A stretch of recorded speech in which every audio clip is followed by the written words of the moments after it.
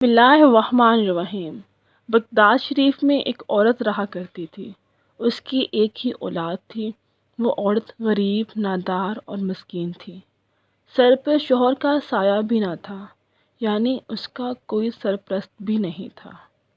اللہ کے حکم سے اس کا بیٹا بیمار ہو گیا۔ جب وہ بیمار ہوا تو اس نے یہی سوچا کہ اس وقت کے جو ولی بزرگ ہیں ان سے دعا کرواتی ہوں تاکہ میرے بیٹے کو صحت یابی مل جائے۔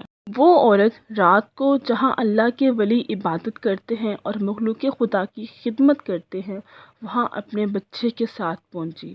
جب وہ اندر داخل ہوئی تو تھوڑی بڑی پریشان تھی۔ اندر کیا کچھ ماجرا پیش آیا کسی کو کوئی خبر نہیں، لیکن جب وہ باہر آئی تو تڑپ تڑپ کر رو رہی تھی، بلبلا رہی تھی اور آسمان کی طرف دیکھ کر کہہ رہی تھی، یا اللہ، یہ کیا ہو گیا؟ یہ میرے ساتھ کیا سانحہ پیش آ گیا؟ اب میرا کیا ہوگا؟ میں کیسے جیوں گی؟ یا اللہ، تو نے مجھے بے آس کر دیا۔ وہ عورت چیختی چلاتی روتی ہوئی جا رہی تھی۔ اس وقت ایک پیارا سا بچہ وہاں سے عورت کے پاس سے گزرا۔ اس بچے نے جب اس غم زدہ عورت کو دیکھا تو اس کے پاس آیا اور پیار بھرے لہجے میں بچے نے عورت سے رونے کی وجہ دریافت کی۔ وہ عورت روتے ہوئے کہنے لگی، میں تمہیں کیا بتاؤں، تم تو خود ابھی چھوٹے سے بچے ہو۔ لیکن بچے کے پیار بھرے لہجے میں ایسی تاثیر تھی کہ وہ عورت کچھ کہتے کہتے رکی۔ پھر اس نے کہا، مجھے لگتا ہے تمہیں بتا کر میری پریشانی کچھ کم ہو جائے گی، لیکن اب میرا رونا کبھی ختم نہ ہوگا، کیونکہ مجھ سے میری زندگی کا حاصل چھین لیا گیا ہے، مجھ سے میری قیمتی ترین چیز چھین لی گئی ہے۔ اس معصوم سے بچے نے پھر پوچھا، خاتون بتائیے کیا ہوا ہے؟ تو اس خاتون نے کہا، میرا شوہر اپنے لخت جگر کے دیدار کی حسرت لیے دنیا سے رخصت ہو گیا۔ یہ بچہ اس وقت پیٹ میں تھا۔ میرا شوہر تو بچے کو دیکھ نہ سکا، لیکن جب یہ پیدا ہوا تو میں نے بہت چاہت سے اسے پالا پوسا۔ یہ بچہ میری زندگی کا کل سرمایہ تھا۔ یہ بچہ میرے شوہر کی آخری نشانی تھا، اور میں ہر وقت اللہ سے یہی دعا کرتی تھی کہ اے اللہ، میرے اس بیٹے کو لمبی زندگی دینا، اس کی زندگی کو میرے لیے اور تمام مخلوق کے لیے فائدہ مند بنا دینا۔ لیکن مجھے کیا پتا تھا کہ میرا یہ بچہ مجھ سے چھین لیا جائے گا۔ ایک دن میرا بچہ بیمار پڑ گیا۔ میں نے بہت جگہ سے علاج کروایا، لیکن یہ ٹھیک نہ ہوا۔ پھر مجھے کسی نے کہا کہ بغداد شریف میں فلاں بزرگ ہیں، ان کا یہ نام ہے، ان کے پاس چلی جائیں اور اس بچے کے لیے دعا کروائیں تو یہ بچہ ٹھیک ہو جائے گا اور اس بچے کو اللہ کے حکم سے شفا مل جائے گی۔ لیکن جب میں اس بزرگ کے پاس جا رہی تھی تو ایک اور امتحان میرا منتظر تھا۔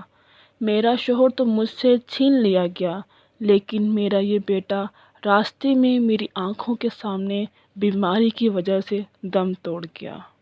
میں رو رہی تھی، تڑپ رہی تھی، میں کہاں جاتی، کس کا سہارا لیتی؟ اللہ کے بعد مجھے کچھ سمجھ نہیں آ رہی تھی کہ راستے میں مجھے ایک آدمی ملا۔ اس نے مجھ سے پوچھا کہ کہاں جا رہی ہو؟ میں نے کہا، میرا یہ بچہ بیمار تھا، دم کروانے فلاں بزرگ کے پاس جا رہی تھی بڑی امید سے، لیکن میرے بچے نے راستے میں ہی دم توڑ دیا۔ تو اس آدمی نے کہا، اگر تمہارے دل میں امید ہے تو اس کو مت ہارو، دوبارہ اسی جگہ جاؤ، ضرور کوئی ایسی بات ہو جائے گی کہ تم خوشی خوشی لوٹو گی۔ اس آدمی کی بات سن کر سوچنے لگی کہ ایک بار مر کر دوبارہ انسان کیسے زندہ ہو سکتا ہے، لیکن پھر بھی بڑی امید لے کر اس جگہ پہنچی کہ اس بزرگ کی ولایت کی ہر طرف دھوم ہے۔ لیکن جب میں اندر دربار میں گئی تو بتا نہیں سکتی کہ انہوں نے کیا کہا۔ انہوں نے کہا، صبر کرو بی بی، صبر، اب اس بچے کا کچھ نہیں ہو سکتا، اللہ کی رضا کو اپنی رضا سمجھو اور اللہ کی رضا میں راضی ہو جاؤ۔ اب بتاؤ پیارے بچے، میں کیا کروں؟ میں تو جی نہیں پاؤں گی، میں بھی مر جاؤں گی۔ خاتون کی بات سن کر بچے نے کہا، محترمہ آپ کا بیٹا مرا نہیں ہے، بلکہ خود دیکھ لیجئے وہ زندہ ہے، دیکھو تو صحیح وہ حرکت کر رہا ہے۔ وہ عورت بڑی حیرانی سے اس بچے کی طرف دیکھتی ہے اور پھر اپنے بیٹے کی لاش سے کپڑا اٹھاتی ہے تو وہ دیکھتی ہے کہ سچ میں اس کا بیٹا زندہ تھا اور ہاتھ پیر ہلا کر کھیل رہا تھا۔ جب عورت کو اچھی طرح یقین آ گیا کہ اس کا بیٹا زندہ ہے تو اس نے اس کم سن لڑکے سے کہا، بیٹا کیا تم نے میرے بچے کو زندہ کیا ہے؟ یہ تو مردہ تھا۔ یہ کیسے ممکن ہے کہ دوبارہ سے یہ زندہ ہو جائے؟ تو وہ ننھا بچہ کہنے لگا، اللہ کے حکم سے یہ بچہ زندہ ہوا ہے۔ یہ بچہ دنیا سے چلا گیا تھا، لیکن آپ کی ممتا کی تڑپ دیکھ کر مجھ سے برداشت نہ ہوا تو میں نے اللہ سے دعا کی کہ رب کریم اس دکھی ماں کی ممتا کو تو قرار دے دے۔ یہ عورت اپنے بچے کی جدائی میں تڑپ رہی ہے، اس کا کوئی بھی نہیں ہے اس دنیا میں، یہ کیسے جیے گی؟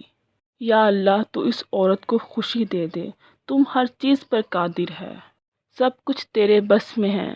اے اللہ تو اس بچے کو نئی زندگی دے دے۔ بس یہ دعا میں نے کی اور آپ کا بیٹا آپ کے ہاتھ میں صحیح سلامت ہے، دیکھیے صحت مند ہے، خوش ہے۔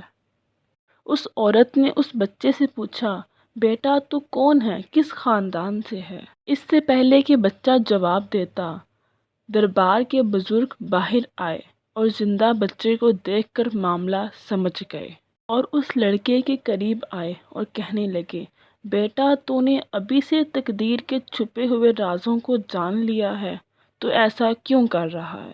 لوگوں کو تیری بات پر یقین نہیں آئے گا، لوگ تیری بات کبھی نہیں مانیں گے۔ تو کیوں ابھی سے جلوے دکھا رہا ہے؟ اور پھر چھڑی سے ڈرانے کے لیے بچے کے پیچھے دوڑے تو وہ بچہ ڈر کی وجہ سے تیز تیز بھاگتا ہوا آگے جا رہا تھا اور بزرگ اس کے پیچھے پیچھے تھے۔ آگے ایک قبرستان تھا اور قبروں کے بیچ سے گزرتے ہوئے بچہ کہہ رہا تھا، اے قبر والو مجھے بچاؤ۔ اتنے میں قبر کے مردے باہر آئے اور بچے کے لیے بزرگ کے سامنے ڈھال بن گئے۔ یہ معاملہ دیکھ کر بزرگ وہیں رک گئے اور کہنے لگے، بیٹا میں تو تم کو سمجھانا چاہ رہا تھا کہ ابھی سے لوگوں کی معاملات میں مت پڑو، لوگ تمہاری بات نہیں مانیں گے، نہ یقین کریں گے۔ تو جواباً وہ بچہ کہنے لگا، یہ میں نے اپنی طرف سے نہیں کیا، وہ عورت بہت رو رہی تھی، تڑپ رہی تھی، اس لیے میں نے اللہ سے دعا کی۔ ناظرین، کیا آپ جانتے ہیں کہ وہ بزرگ کون تھے؟ وہ بزرگ اس بچے کے نانا حضرت سیدنا عبداللہ سمیع رحمۃ اللہ تھے اور وہ پیارا سا بچہ شیخ عبد القادر جیلانی تھا۔